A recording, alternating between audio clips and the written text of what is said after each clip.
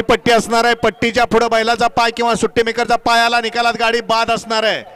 एक बैला एकदाच पळवला जाणार आहे. डबल सुटला.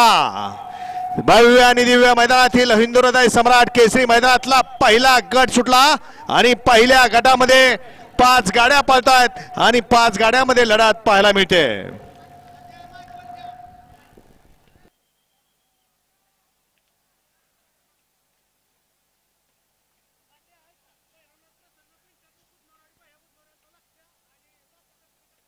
हॅलो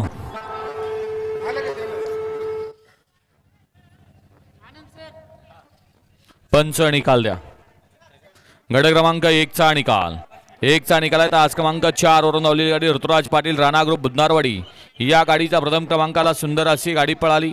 भैरवनाथ